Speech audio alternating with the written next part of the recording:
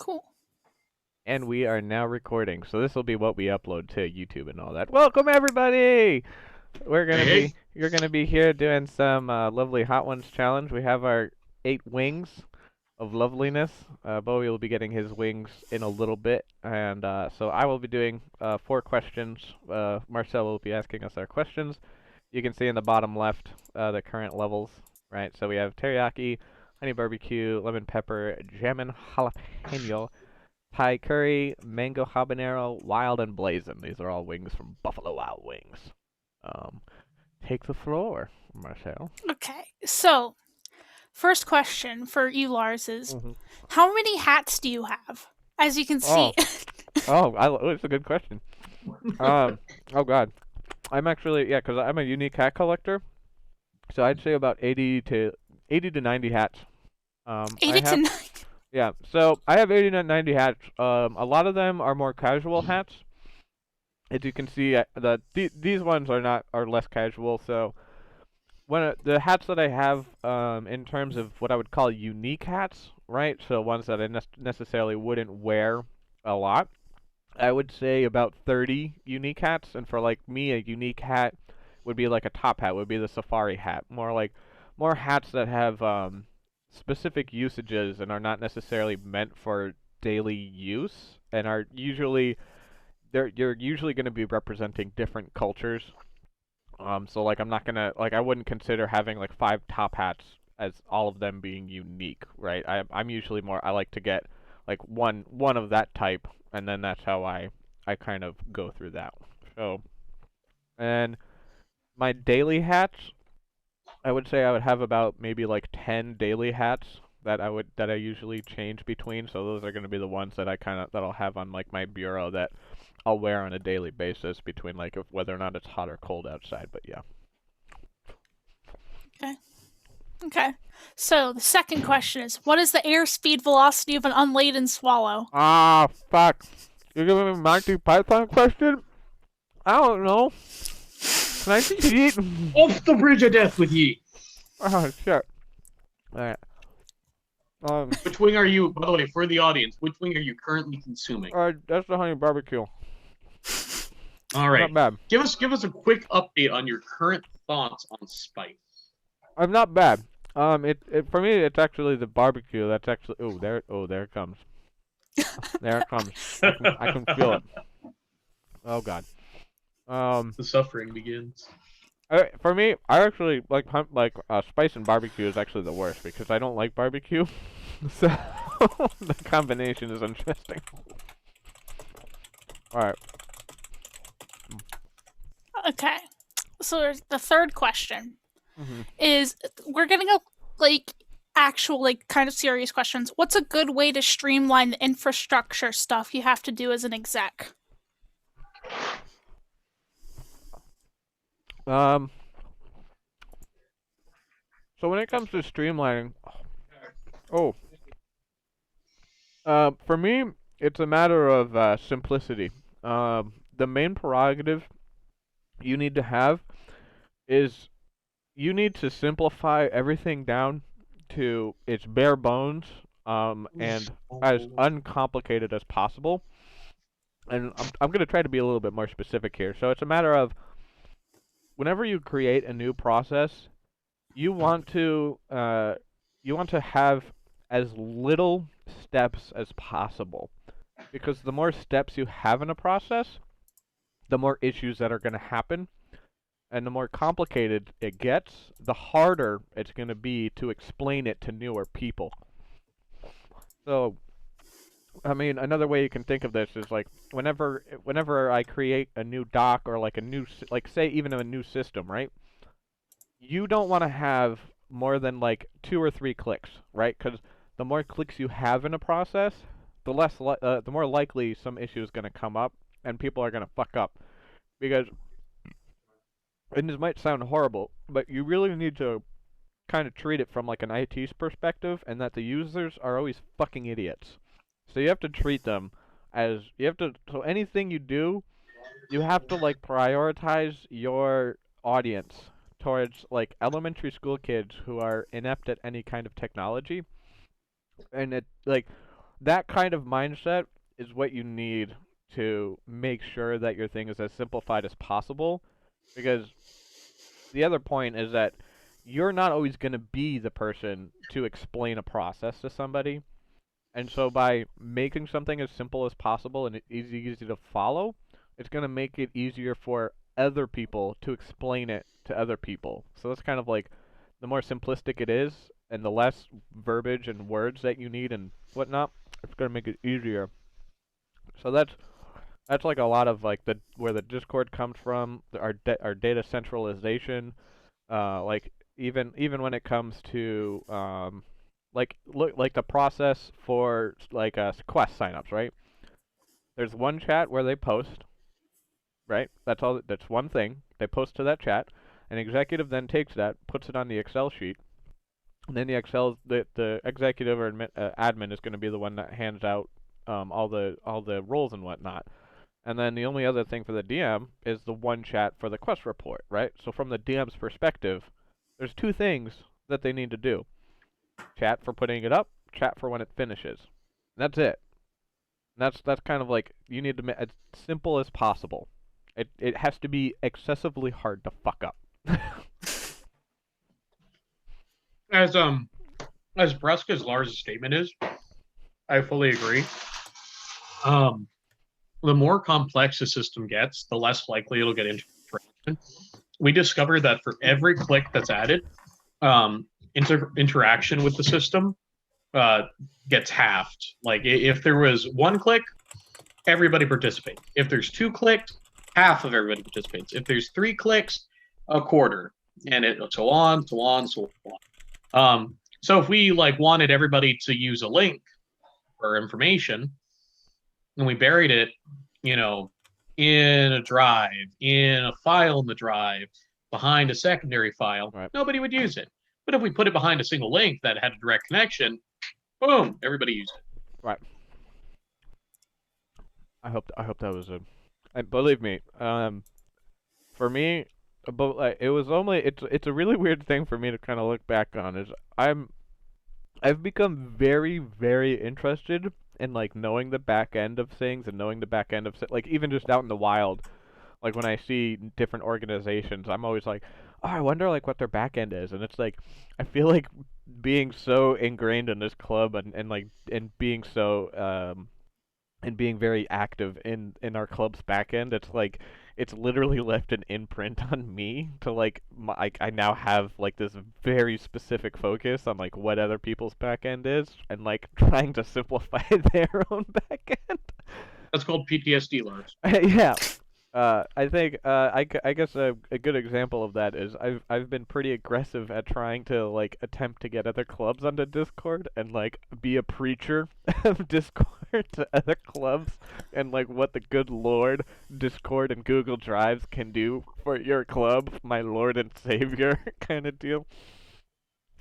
Yeah, back end is important. All right. All right. Next one. Okay. So what is the like hardest part about handling like as a DM or even as an admin or exec, handling like rowdy bunches of the club? So like suggestions for like diffusing any sort of arguments or other things that may come up. So that's oh, that's hot. Wow, fuck. Which one are you on, Lars? Jam and jalapeno. He's in Painville. Okay. I think the hardest part for that is because we have a very big group of people. When it comes to trying to clamp down on stuff, the worst feedback that can happen is if you try to do it too aggressively, and then people try to start accusing you of trying to curb their free speech or like trying to put out or like trying to try to silence people. So it's a very delicate balance when you are trying to like confront something head on, but try not to go too aggressive, because the more aggressive the approach is, the worse off the outcome is going to be. And I know for me personally, pretty much anytime there's ever an issue, my first thought is, all right, here's this issue. How is this solution that I want to do? How can that blow up in my face, right? Like, if I do this, what are the possible negative outcomes that this person can take, and then be able to like go all crazy, like on the Discord or something. So for me, it's always about more so minimizing the blast zone for any kind of issue that might happen. I guess it's like Risk management. right. It's more so just because we have so many people from so many different perspectives. It's going to be really easy for somebody to cause an issue and then make that issue a million times worse, depending on how you interact with it. And it's almost, you kind of have the same thing with, even on like from the small scale, for a DM trying to shut down a player. It's the same. You'll have that same issue, even as me as a president, trying to deal with, say, some DM or a problem issue that has like an actual ramification onto the club. You're gonna have the same aspect of like, the best way for me, the best way that I've usually dealt with it is trying to at least confront it head on and like try to find a common ground, as because compromise is gonna have to come from you too, and I've had to compromise. And compromise isn't necessarily bad. Compromise can kind of lead to like a more agreeable outcome, right? So for me, I always prioritize a more peaceful thing, even if I don't like it. I value having that kind of peace and having like that other person be more receptive to like feeling like their voice is heard. So many a times, I think like the bylaws, I think would be a big point for me. It's a lot of things in the bylaws, I didn't necessarily agree with doing, but I knew doing certain things would appease the more masses, because my views are very extreme for like what I think. And so a lot of the times I'll have to reel back what my personal view is and put something forward that, even though I don't personally agree with it, I know it's going to get the most amount of support behind it. And that's ultimately what I'm looking for. Because if I put something forward to extreme that I think is level-headed to me, a vast amount of people aren't going to have that same viewpoint, and thus it's going to cause an endless amount of arguments. And that's not a position I want to put myself into.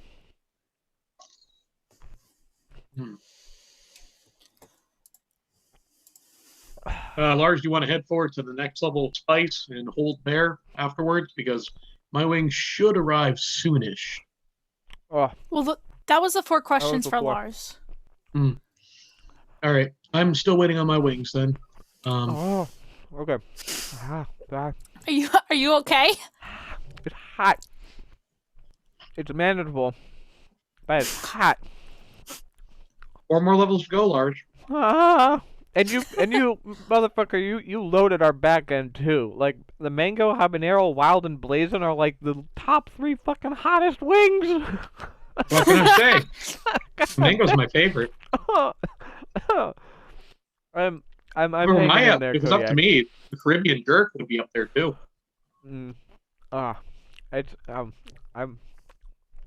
I can feel the spice. I'm sorry if you can like hear my gums chomping, but it's like all. Lars, remember, all in my mouth right now. Your initial statement was, "Man, that's too mild." So what did I do? You're gonna use my own words again. That's because you had like 7 things that were all in like that were all in the passé. But Oh. why would you agree to this if you? Because I wanted to torture myself. How about that? Makes sense. We go down together. Yeah. The sink ships at once. Do you have any questions for me, Marcel, personally? No, honestly, most of the questions are like also ones I kind of had, just about like being an exec and president and everything. Um, I think one of the, at least from my perspective, one of my personal annoyances, I guess, is I don't think a lot of the membership really recognizes how much time we put in as exec and like how much time and effort we have to do like the daily things and to keep the club going. Because I mean, we're not just like a sports club where like it's a very it's a very agreed upon topic. I mean, like no one's people aren't going to be arguing about like the rules of like soccer or football, right? Oh my god, So it's so much legalese. right. So it's like our club has like a million different points of contention, which is like it kind of makes because we're basically taking a kind of like a single player game and making it multiplayer, right? We're taking a system that's meant for an isolated group of 5 people and making it an open system with 20 plus DMs and 100 plus players all within the same world. Just like you think about that concept and it's fucking terrifying. You're trying to get all of those people to agree on some general like set of rules is going to be impossible. But you can at least get a majority. And that's kind of like the hardest thing to do is to like get a majority of people to agree on a million different rules because it's not just Yeah. one thing.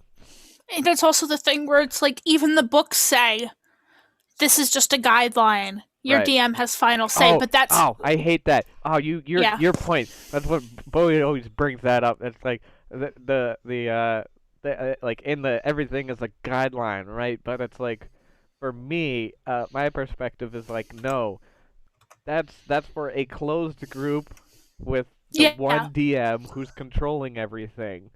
We're in a world where we have 20 different DMs. These rules that's the need to be problem. law. Like everybody could have a different interpretation of Right. the specific wording of a rule. Like we've had discussions about that in DM meetings and like in discussion and Yeah. debate. Like it's just how it is, and we just have to get to a point where Right. most people can agree on it.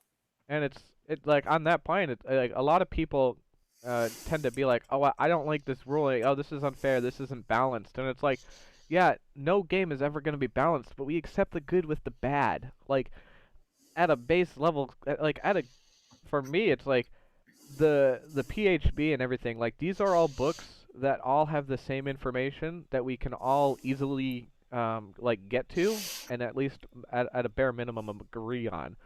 Like the moment you try to start, because if you do like a homebrew campaign, right, and if you change a rule, you're the only DM who has to deal with that and has to log it and keep track of it. But we're a club that we have DMs coming in and out constantly, and we have DMs who like we have so many. So anytime you try to make any like if you want to like oh we need to adjust this for balance sake, it's like well it's the impossible task of trying to get that like how do you get that information easily to every single DM and every single DMIT No. to make sure everybody's on the same page. I- Did they fuck up, Bowie? What? Did they fuck up? No, they didn't fuck up. It's Okay. just my food contents are a little bit cold. I'm gonna heat up the first 4. Lars, what were the first 4 on our listing? Teriyaki, honey, barbecue, lemon pepper, and German jalapeno. I'm eating mine kind of cold. And one of those things, like you said with balancing, like yes, there are some class combos or race combos that are a lot more powerful than Right. others, but you just kind of You have to you have to Yeah. accept the bad with the good, and it's I think like the biggest thing that I'm usually trying to shout as much as possible is like anytime there's a rule change, it's a matter of that rule change isn't like if a DM gives out an item or something, if they make some rule change or they do something, those players are then gonna have that item that they then go to other DMs, and then that DM might be like, what is this? And they're like, oh, this other DM did it. They said it was okay, and it kind of puts that new DM like in that awkward position of like, well, this is my table now, bitch. Like, Yeah. this isn't normal. Like, I don't want to deal with this shit. So it's like you like having to deal with that kind of like lack of standardization, and it's almost like an effort in futility. But my main prerogative is to create a sense of to create as best standardization of an experience as possible. So that way, like when players go from DM to DM, there's at least a certain level of experience that they can at least expect to get. I think though, there's one example that I can remember. I think it's like the biggest thing. This actually comes from Alex Bickford. So one of the things that he actually did was his death saves. He didn't reset death saves on a long rest, or like when you got when you got up. No, that was it. So when you got up, they didn't refresh until a long rest.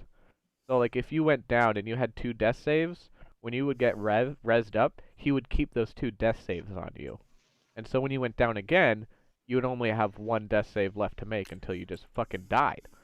Yeah, that could either help or harm a player. Because, like, I've been in situations before where, mainly with my Warlock, because they're a lot squishier, where I've had 2 successful death saves, but then I've been brought back up by, like a potion or something. Right. Like that, in that case, it could help me, but I've also been in places where I've had 2 fails and 2 successes before I've gotten healed. And that's like a perfect thing. Is like, it's one of those in raw. It's very specifically says like once you get up, you're then cleared. And so when you have a DM that kind of takes now, if he was in a home campaign, that would be perfectly okay if like him being his own DM. But like you then have players who deal with that abrupt rule change going to other DMs and having a very different experience. And that's kind of like point. It especially is different for like different kinds of characters, because like my paladin is like super beefy and he almost never gets knocked down, but my warlock gets knocked down almost every heavy combat session. All right. I am ready to begin. I have in front of me teriyaki, lemon pepper, followed by, I believe that's the hum. That's the hum. I don't know who High Priest is. Okay, so I will start with teriyaki. Marcel, lead me off. Okay, so the first question I found funny. I think they're gonna be better. How many bears would it take to slay the Storm Maiden? How many bears? Wait, what's the CR of a bear? What is the what? Wait. A bear's a CR1 creature. Well, 4 bears will have fun, dude. But probably about 60 bears. You think 60? Yeah, a brown bear is a CR1 creature. CR1 has only 34 hit points, 11 armor. The Storm Maiden has a lot of status effects, and I'm making this assumption, assuming the Storm Maiden does not run away and stays relatively stagnant during the fight. Storm Maiden can do a lot of things to reposition and stay out of the bear's range. But assuming the Storm Maiden really goes in for a slogfest, 60 bears. Okay, I will give plus 10 bears, not minus 10 bears. 60 to 70 bears. You know what? Here, I will say 70 bears plus or minus 10 bears. Okay, are we assuming these are like brown bears, so like CR1 because someone just... Brown bears. Okay. The polar bears are CR2, yeah. Yeah, polar bears are CR2. So you I don't know. Okay, I don't know if I agree with that, because I feel like the Storm Maiden would just have be able to just swipe at them. I feel like a Storm Maiden could just range and just like that is what I am. That's why I said the caveat. If the Storm Maiden not did a moving. slugfest. Yeah. If the Storm Maiden began moving around, the Storm Maiden could indefinitely kite them, just like a dragon could, in theory, indefinitely kite any party. Most parties do not, in my opinion, play dragons right, even myself, because if a dragon were played properly correctly, any dragon would simply make diving runs on players and would never be seen again until that party took a short or long rest, upon which would attack again. In fact, in the lore of blue dragons, they are normally ambush desert caravans and then will come back when that caravan makes a short rest. Yeah, I finished my teriyaki wing. Yeah, I've run dragons before, where it's like it takes one swipe and then it just leaves, and then it attacks them later. Okay, so the second question: what's some good advice would you say for the new World Master and AWM? Just like some general. For the World Master, and let me take a bite of this lemon pepper, or actually, is honey barbecue. Honey barbecue. All right. That's this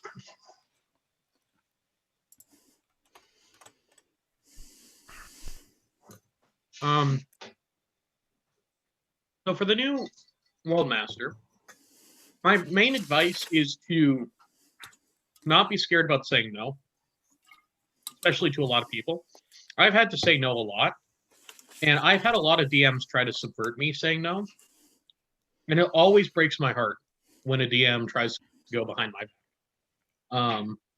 Because often the reasons I say no aren't because I don't like what the DM is doing, or not because I don't have an issue with it, but because I have a plot reason, or because I have a staged effect for it. There are plenty of times where I've had to say no to an item simply because it's too ludicrous or something. But there are many times where, as a World Master, I say no because I know there is a different point in time where I'd like to bring that something into use or belief. And when a DM decides to do something anyways, or rush something, it breaks my heart. Very often, I have been an advocate for quality over quantity, and time, taking one's time over it. I think I've, in many DM meetings, I've encouraged DMs to take their time on a quest, which at our new tables actually gives more reward to a quest. But at the end of the day, for the World Master, it's to say no to things. For the Assistant World Master, it's often to do their best. Ali, as an Assistant World Master, to me, was excellent in being able to constantly take off some of the minor strains of handling both the questions chat and simultaneously handling some of the on-par questions about our world, which at the time is probably more of a lore master question, and now and will be handled by the lore master more and more. But I foresee the assistant support your world master. Try to take as much of the administrative strain of being world master off the world master.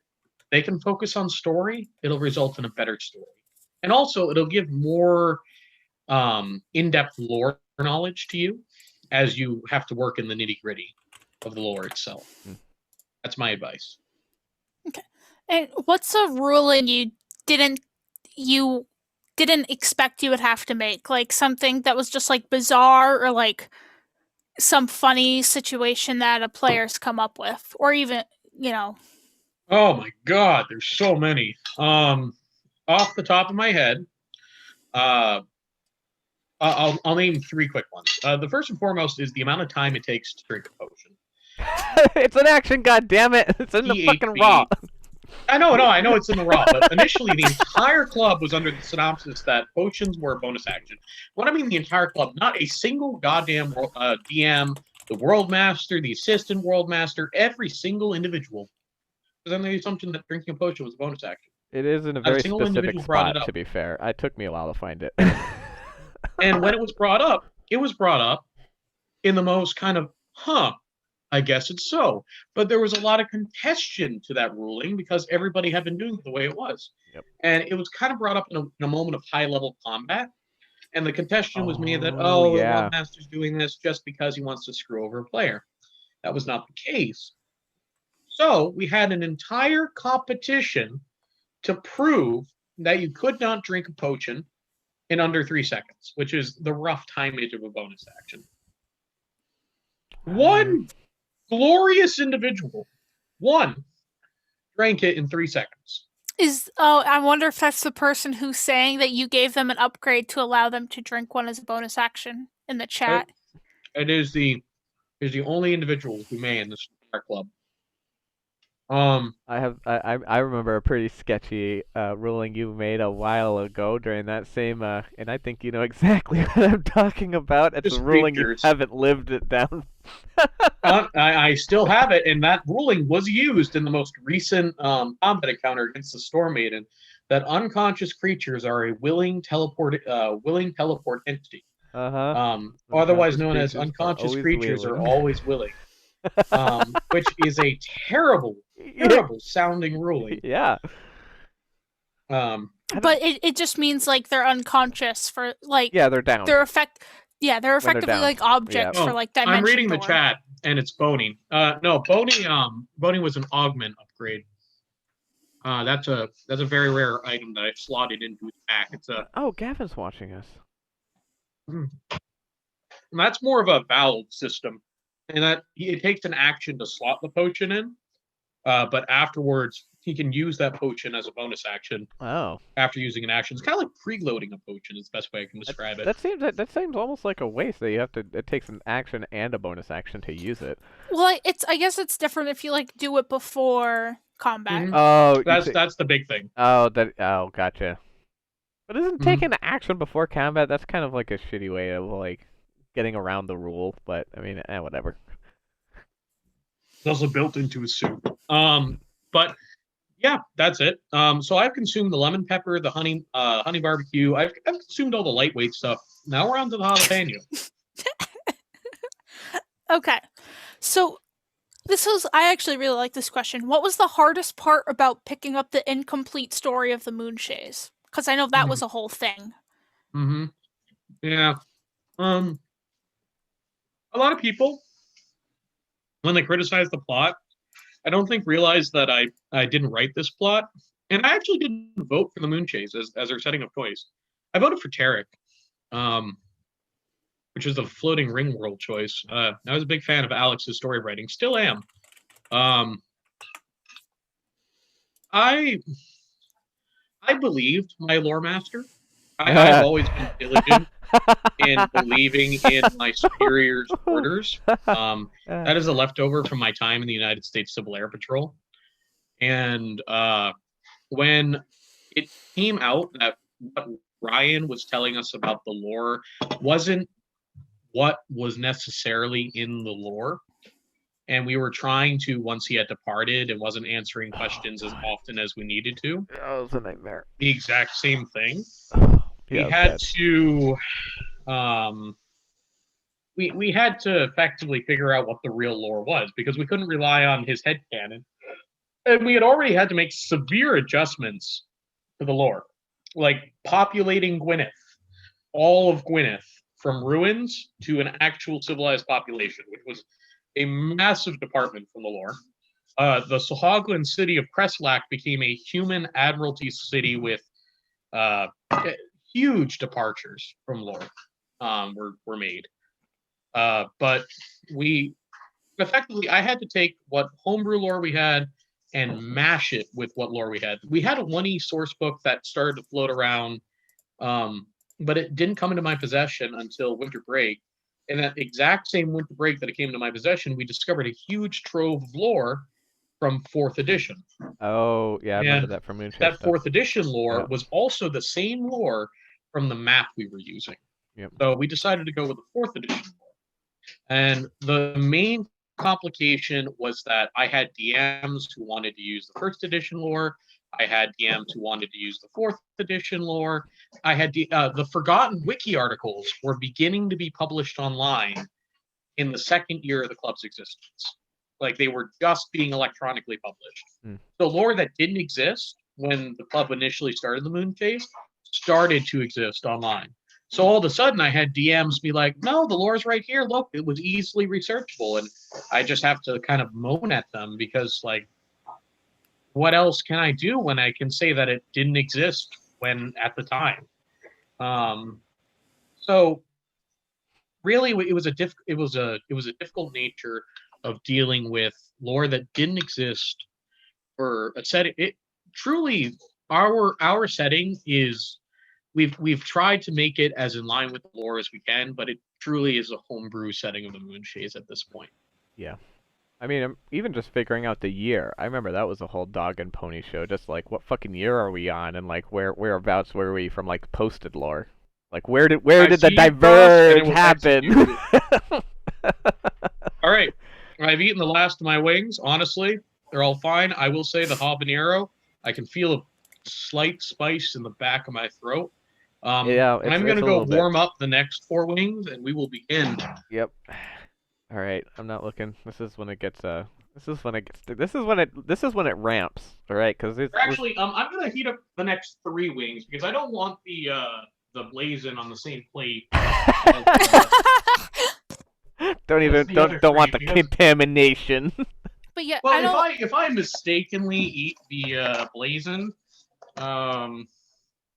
let's see, what was it? It was Thai curry next, right?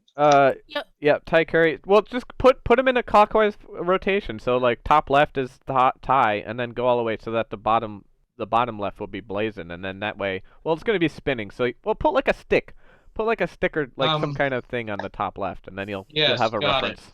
Quantum physics with my wings.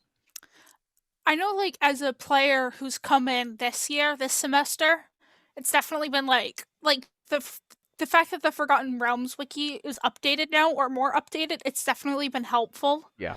As like doing research for backstories and such, writing and everything.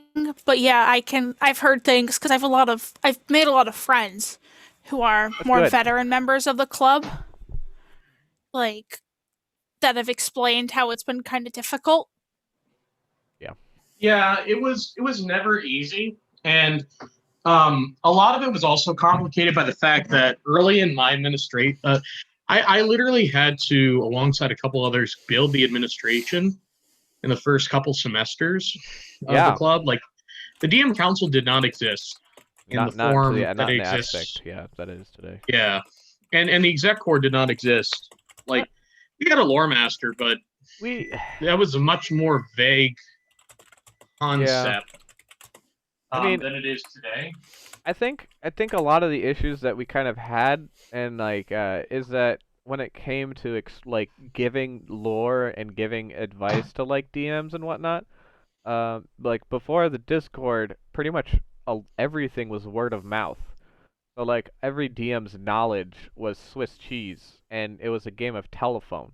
And so like trying to keep a consistent basis through a game of telephone was detrimental to like making sure everybody was on the same page and like information was consistent to everybody. I am ready. I have the next 3 spiciest wings in front of me. Lars, are you ready? No. I've been eating the entire wing. I'm going the entire way. All right. I'm not ready for this. The last one was pretty spicy. I think I might need to re up on that milk. So the next one was what? It's Thai curry. Thai curry. All right, Marcel, give us the question. Okay, so this is kind of for like both of you. It's a little more towards Bowie, but Okay. In Koo's voice, because Bowie knows who Koo is. Oh, yeah. Mm-hmm. Can you say, is this what chirper meat tastes like? Oh, is what chirper meat tastes like? Very chewy. Ooh. I've heard about. Ha!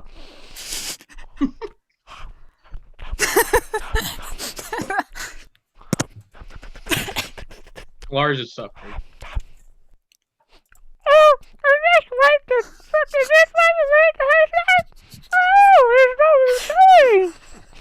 Ooh, it's so hot. It feels like an offshoot of Mickey Mouse.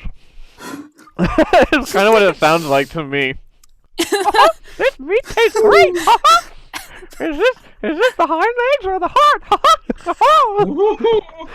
Oh god, that's a fear.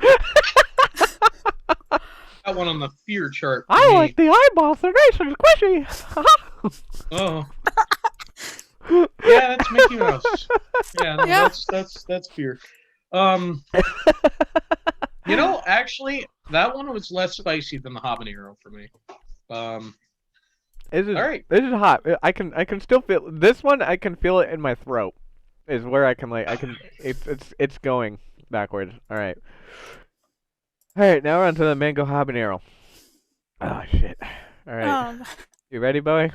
I'm not ready. My body is not ready for this. I'm ready. It's actually my favorite flavor from Buffalo Wild Wings.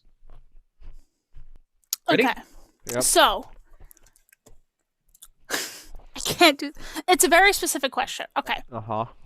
It's a Monty Python question, Ah. and I can't do it. There's a second Monty So- Python question. Okay. You asked Wait. the damn question. Yeah, can you actually? Okay. What is your name? Cameron Bowie. Lars Johnson. What is your quest? Get a What grad degree. is your favorite color? Dark Oh, blue. okay. It was that question from the. That was from You can, yeah, Bowie, you can answer. Tim Bruce. That's from Tim Bruce. Lars. Are you okay? No.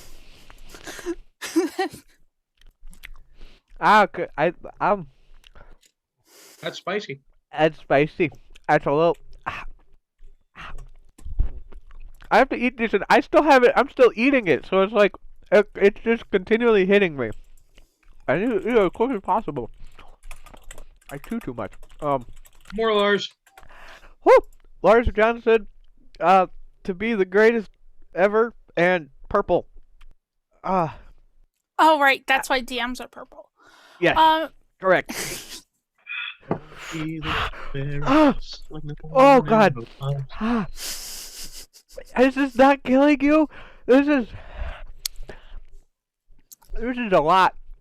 This is Look at me. I've had two of them. Okay, what's the next? All right, we need to. Your right hand, Schadenfreude. This makes me want to do it just so I can see how bad it is. Because there's a Oh, there's you a should have done these. Buffalo You should have done the Wild wings with us, Marcel. You should. no, there's no way I was doing that. Come There's on. Buffalo Wild Wings near my house. You should. You should have joined us because that would have No. been the you being as much pain as we are. Oh, it's. Okay, what's the next one? Okay. Well, the What next is- one, Lars, is the second spicy. Oh, that's wild. All right, I'm eating the entire thing here, so like this is. Same here, Lars. Oh. Okay.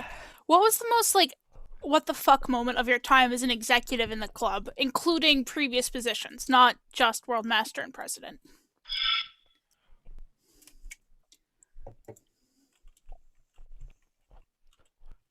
Yeah, think on that. There was a lot of those.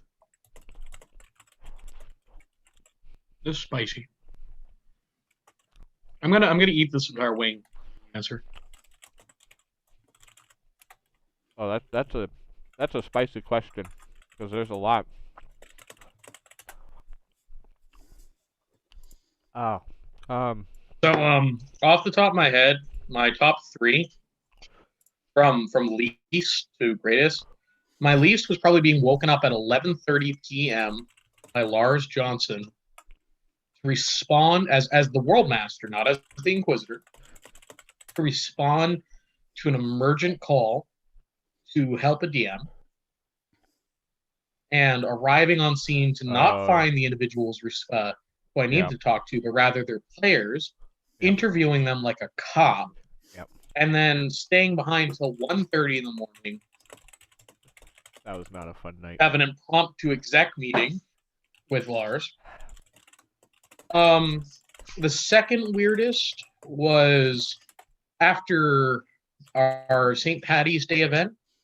I was jetting off to Florida the following day, but there was this dense fog over the entire campus.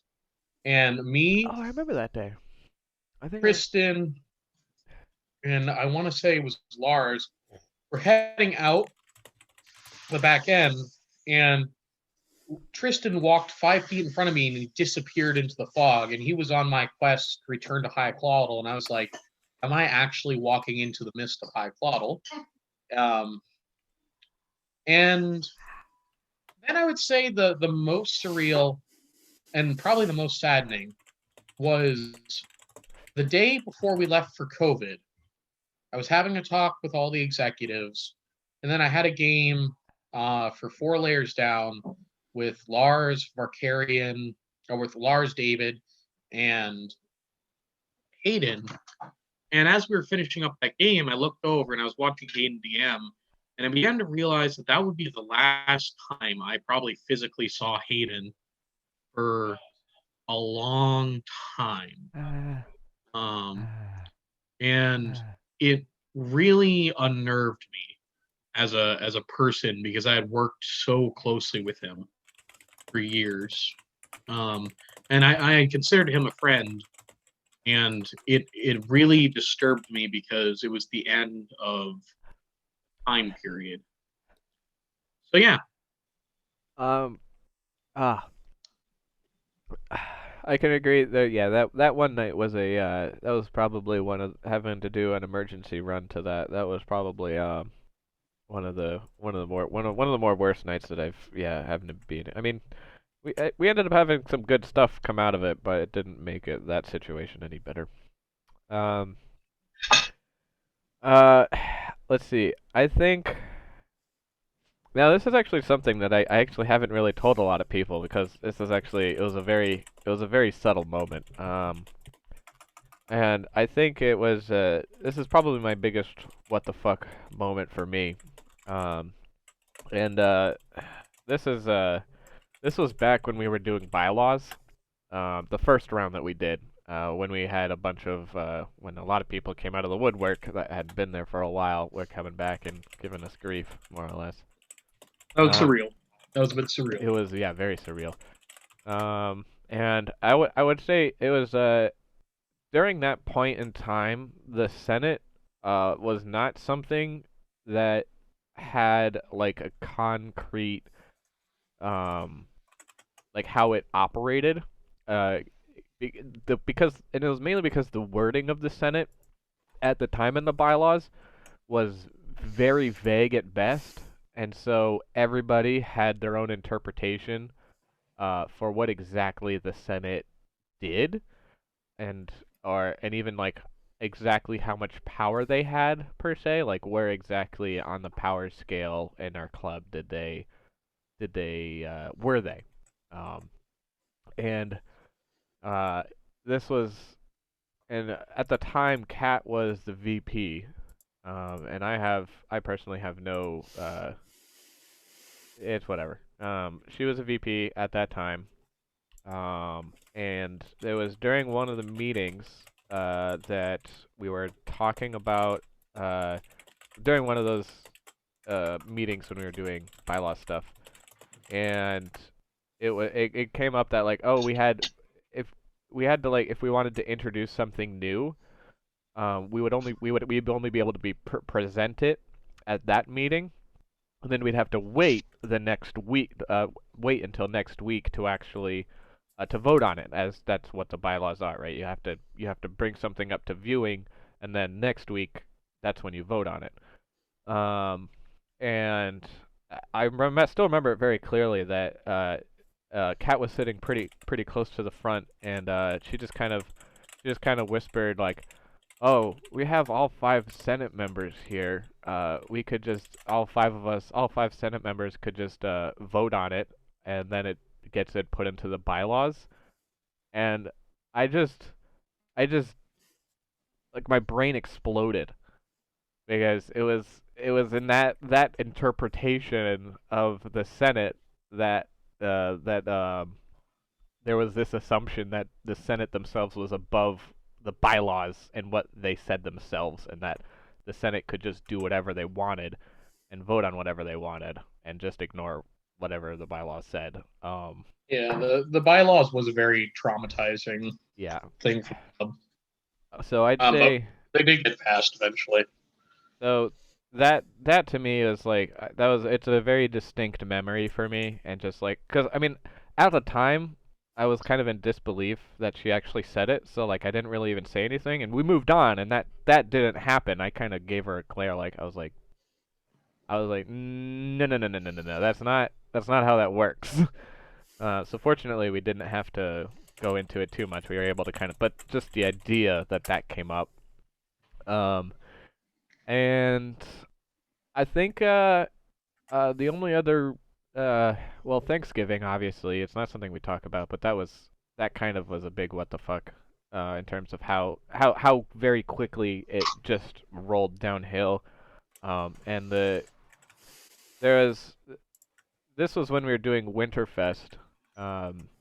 And I guess the other two things for me would be during Winterfest was one of the members there at the time. They were talking to me about Thanksgiving and like what people were saying, and they told me that people were going around saying that like, oh, I was gonna ban anybody who joined that other club, and I was gonna not allow them to be in the club at all. And it like blew my mind that that kind of information was like being spread around to fearmonger against me. Like even if you take 5 seconds to think about it, I literally couldn't even do that if I wanted to because of the bylaws that I myself strengthened to make it harder to actually kick people out of the club and make more hurdles. So that was like a weird sense for like I was just like it was so divorced from what the actual reality was. And then a funny one. Yes, some of the funnier things from bylaws, and as Lars said, we don't like to talk about it because it's a fairly dark period.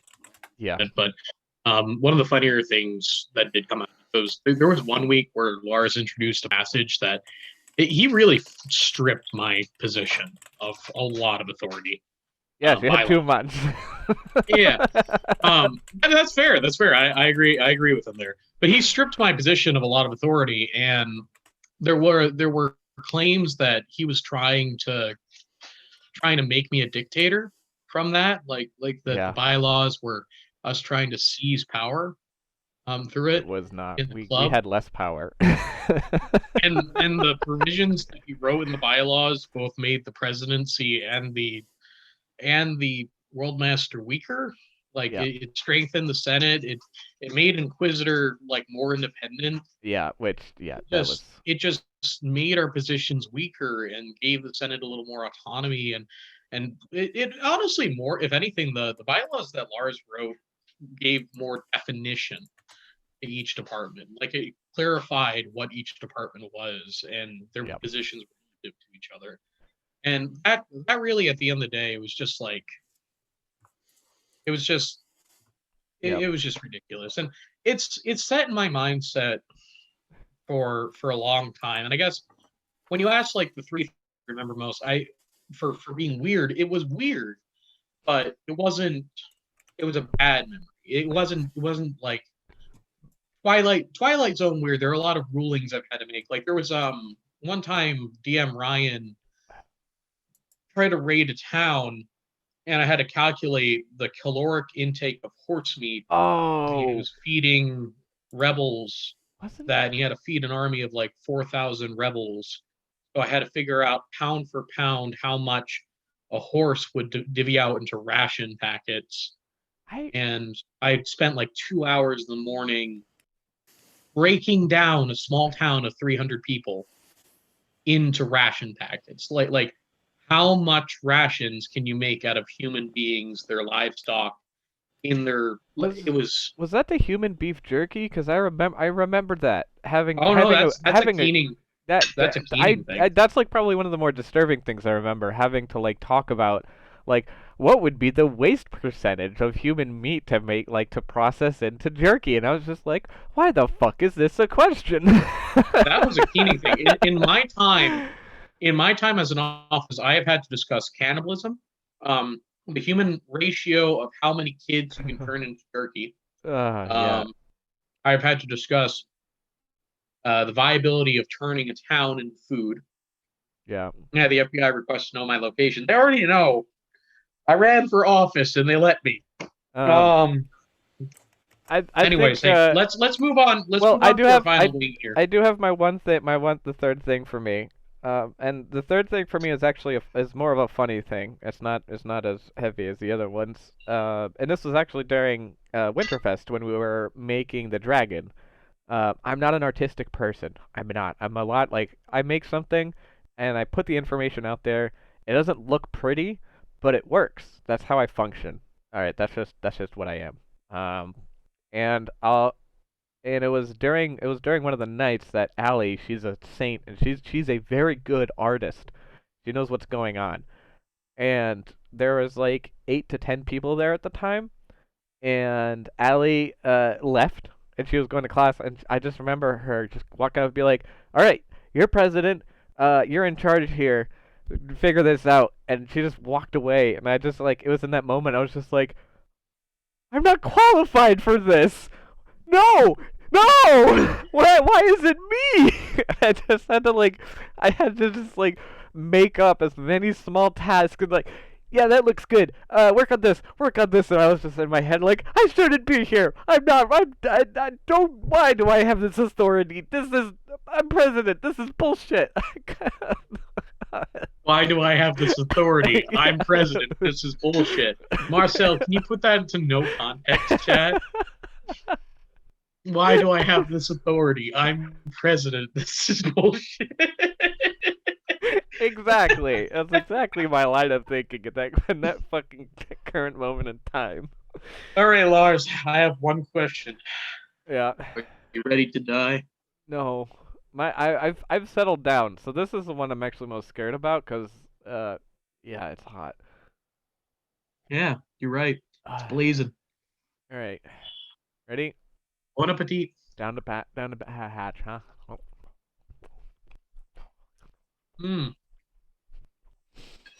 I Oh, turned my mic off. How did you guys manage your time between being a club exec and schoolwork? Oh oh, fuck. that's hot. Oh fuck. Oh, that's hot. What do you need manage the time? Like, Oh. managing, being able to make sure you can like get all your schoolwork and you commit enough time to that, but also being able to have the time to run the club.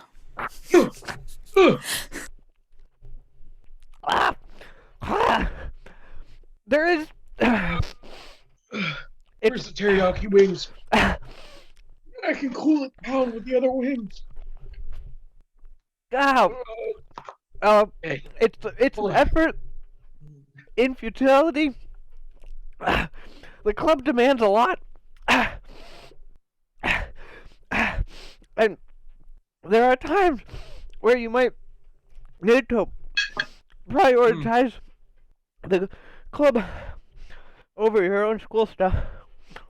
And it's On average, it was 80 hours a week. Sometimes you wouldn't sleep. On all, you would sometimes, I'd be in class and I'd get messages. You'd deal with the messages. You'd sometimes send it off. I honestly made the entire exec corps and the DM corps as for a reason. Because I needed people to handle the sheer administrative bureaucracy of the club. I literally brought Lars on board because I needed somebody to manage internal comms, and he was very competent. Allie was extremely competent. Every DM I brought on board is somebody I thought could help with the sheer bureaucratic mess. I brought under student government because I thought they could help with time commitments. The entire administrative aspect of this has been one large effort to reduce time and complexity. Simplicity. There's a reason why we oh god. Oh, God, they weren't kidding about blazing. They've stepped up their game. I think. Oh, now that I'm a little bit more here. I think for me it's been a matter of Ooh. I think especially during my time at my previous place, it was kind of overwhelming for me because especially like when I was at Brandon's house, it was I basically lived and breathed D&D every day. So it was no matter what if I was at home or when I was on campus in commuters, I was constantly in the world and having to deal with the daily goings of D&D, and it kind of got to a point where I kind of needed to do myself a huge thing, and I actually needed to find things that were non D&D related, because unfortunately the club can kind of swallow you if you let it to, Mm-hmm. especially can being an Take over a executive. large part of your life. So part of the balance for me was at least like like when I was working at the workshop, those were the sweetest 4 or 5 hours in my world, because there were periods in time where I didn't have to didn't have to respond to stuff or think about D&D or talk about D&D. But even then, there would be times while I was working that an issue would come up, and I would have to actually deal with an issue while I was working. Um, so it's kind of why I say I don't think a lot of members truly realize what exactly the time commitment it is, especially being president. It was, at least for me, when I was still trying to get the Discord going and getting documents, and because it's not like we meet once per week and we do something, right? We have we have 2 meetings per week at a minimum, but you have encounters that are going off every day, multiple times a day, and you have so many potential situations for issues to come up that you can it's not a matter of if something is going to happen, it's a matter of when and So how bad it's going to you have be. your mandated once per month executive meeting. Every week you meet you for your DM meeting. The executives normally talk after the DM meeting. You have your town session, which you need to manage. The executives are normally on top of the slide show an hour and a half prior to those meetings. As executives in the exec chat, you need to respond to every little fight and quibble that occurs in the Discord. As the world master, there was a time for a year and a half where I was effectively not only the acting world master, but I was the acting president as well. That was a while ago. And for a very brief period, I was the acting world master, the assistant world master, the president, and the lore master. For like a 5-6 month period. And during that time period, I probably gave 50 hours a week, 60 hours a week to the club. And it was not a good time. There was a time where I was running four sessions a week between encounters. I was running 2 quests every week, and then I had to take over a quest from Alex, and then I had to take over a quest from Brandon in sync. And that quest I took over from Brandon was Trail Stones, which lasted for 25 seconds. Holy shit. God damn, that was a And lot. yeah. And both of those, I was happy with my party. They were a good party. But I did all these things, and I did them. I put in the effort because I liked the people that I worked with, and I liked I liked everybody. When I first joined the club, I enjoyed high stress in my life, and the club was one of the few things that I really enjoyed doing. And it started to fracture, and I moved in as part of a group of people that cared about it, help stabilize it, but it just kept fracturing. So I kept moving in to stop it from fracturing, and I stayed there as best I could. And there were a couple times where I thought about stepping away, thinking it's good. Like when we got under student government, that was my big first goal, to get us under student government, to get us as an official club, Yeah, that was and we did it. for the context. I This is like 2.5 years ago. Like this this is old history for the club. this is 2 years ago, I Oh, think. This, yeah, this two would have years been ago, I think. Yeah. this this would have been the Oh, maybe semester like before that no. November. This I think this would actually be like about like a little over a year and a half ago because it was like midway through my first semester as internal comms that we actually got the official like, and then Yeah, that's when we got into DPC.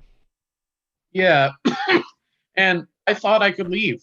I honestly, the November schism semester, my intention was to stop being world master that semester. But then the November schism happened. Like I was Yeah. like, we're gonna get bylaws done. I can stop being world master. But then November schism happened, and Uh, it just the club was once again at a state of crisis.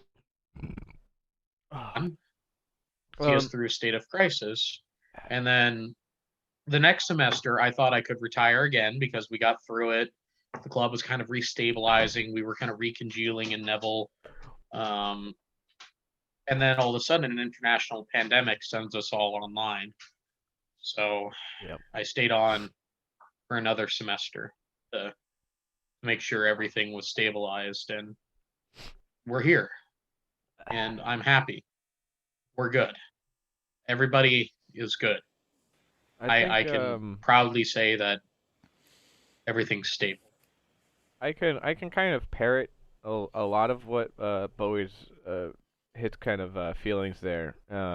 It's kind of the same thing for me that I think I might have said this before, like, but maybe even like while I was first beginning out to be internal comms, I mean there was literally like a 3-week period where I was spending more time writing up docs for the club than I was doing studying. I mean I would literally be at that time I was working IT at the library, and most of my shifts were just like, because I didn't really do it because I was doing night stuff, but most of my shifts were just sitting there writing up docs for the club because it was at that time it was literally every week there would be a new question that then needed a new document to be written up.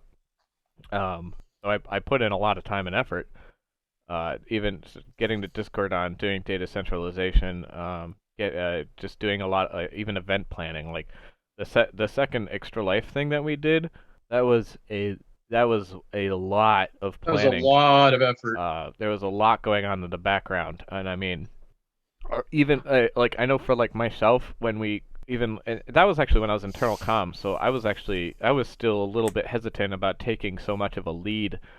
But it came down for like when we started even like that thing, like I was kind of the person running around making sure like people were to get asses in seats, and so as kind of Lars did about 60% of the work in getting that involved. Hell, even our partners they did in jack, that they did were jack nice. shit. They were nice, but like at that like they were just not exactly the most helpful. Like when we were like at the event, I did a lot of running around to but yeah.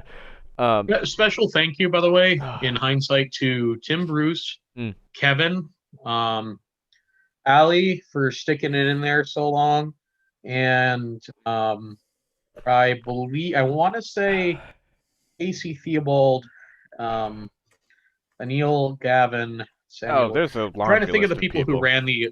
Yeah, there were a lot of people who ran the event. Special thank you to Tim Bruce, who made the website that the folks that ran it there proceeded to destroy within 30 minutes of getting that event up. And so even though I've put in a lot of time, a lot of my time and effort has gone to simplifying and streamlining a lot of the stuff that this club has done. And my main prerogative is all of that I've done is I hope that your job is now easier, Marcel. Like that's been basically the foundation of everything that I've done. Is I want this because this club demands a lot. Like, I don't want to lie about that. I mean, it just does. And I mean, I'm very aware that this is your first semester at university, and like, I mean, you're becoming president of the largest club on campus. It's almost kind of a monolithic task, even to you. And I mean, and I like even We've within done the everything in our right. power to make our positions. Me and Lars have done everything in our power to make our positions separate, to make our positions less demanding, Yeah. to make the DMs positions less demanding, to make sure that DMs enter the core more trained, more standardized. Yep. All in all, Yeah. uh, It was a labor of love. and Lars has done for all the little debates, for all the little things that we squibble on. He's done an exceptional job, and I was very lucky to have him as president, and I think the club will be lucky to have you as president. I have to go to my advisory circle meeting. Yes. I hope everybody watching has a lovely night. Blazing wings are hot. Yeah, that All was the other wings that was an experience. comes. Um, Have a good night, a Merry yeah. Christmas, or Happy Holidays to all of you. Be well. See ya. See ya, folks. I guess yeah, the part of the tail end for me is that even with all the time that I've spent, I don't regret it personally, because the worst case scenario for me is I don't want this club to be like right people at the right time. I don't want it to fizzle out in like 1 or 2 years, and so a lot of what I've done is just is to ensure that the people coming after me have an easier time in terms of being able to capitalize on the foundation that we do have now, and be able to carry it on and continuously make it better, however that might be, and whatever the club might want to, whatever direction they want to go in. But for me, it's failure to me would be if the club fizzles out because of too much executive exhaustion. That if that's what happened, then I personally would feel like I didn't do enough to make better systems and to make the handoff a little bit more easier. Because for all the bullshit that I've dealt with the club, there have definitely been a handful of instances where it's sometimes you see the good that the club does. You see a lot for me is a lot of, is centered around the relationships that you see. And I very much value the social interactions that our club gives. How it allows people to find their friends on campus and create very very strong relationships and friendships. And I don't think it, it's because and because our club is so unique in that we're kind of like a flagship nerd club for D&D.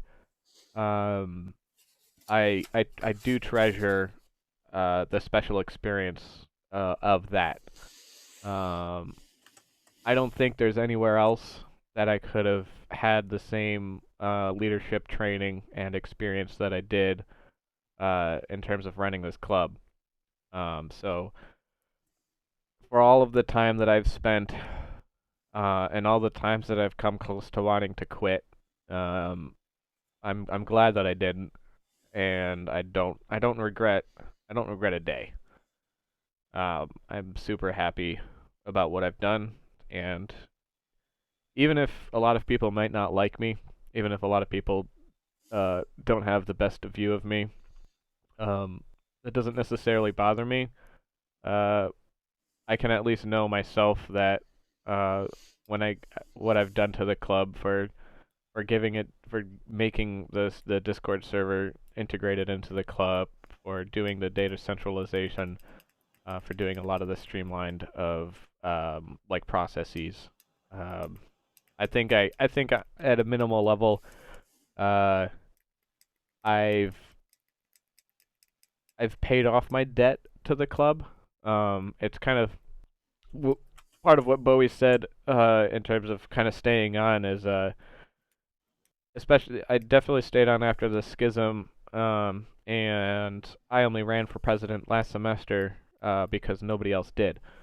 And so the only reason that I was president this semester was because I nobody else was going to do it, and it was kind of in that moment that I didn't want the club to have a potential implosion on itself because it was going through a crisis with the Rona. So I kept on and to provide a stable leadership through the Rona. And I mean there were a lot of decisions I had to make the last semester. Going back to the what the fuck moments, I think last semester when I had to do a recall, we'll make a new election because we literally had voter fraud. I think that was another one of my a big what the fuck moment because that day was if Thanksgiving was never one, I'd say that day, like having to just sit down and go through and see the voter fraud and have to put out that announcement about this happened and we're have to redo this election. I think that was like another like what the fuck. And but I'm happy that you're taking off the mantle. I think I'm older and I'm very stubborn in my ways. So I think it's better that somebody else take it off, and I hope that it goes out well for you. Good, and I was being serious where you do at sometimes have to prioritize the club over your school, and it's gonna suck. But one person has to do it, and it's pretty much the president.